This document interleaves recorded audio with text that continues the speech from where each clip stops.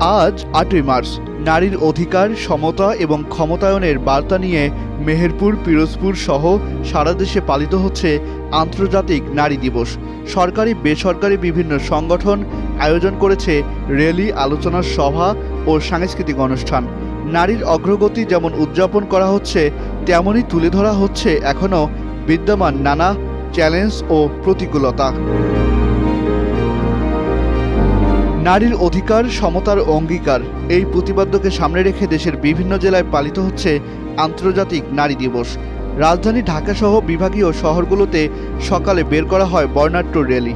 এতে অংশ নেন বিভিন্ন সামাজিক সংগঠন, শিক্ষার্থী এবং পেশাজীবী নারীরা। দিনটি উপলক্ষে আয়োজিত আলোচনা সভায় বক্তারা বলেন, শিক্ষা, কর্মসংস্থান ও নেতৃত্বে নারীর অংশগ্রহণ আগের তুলনায় অনেক বেড়েছে। তবে এখনও সহিংসতা, বৈষম্য ও নিরাপত্তাহীনতার মতো চ্যালেঞ্জ রয়ে গেছে। তবে সমাজের সব স্তরে সমান সুযোগ নিশ্চিত করতে হলে আমাদের আরও কাজ করতে হবে। বাংলাদেশের উন্নয়ন অগ্রযাত্রায় নারীর অবদান আজ সুস্পষ্ট।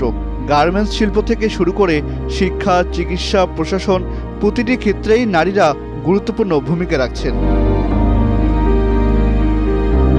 Ahsan Sakib, Bangla news 24, news desk.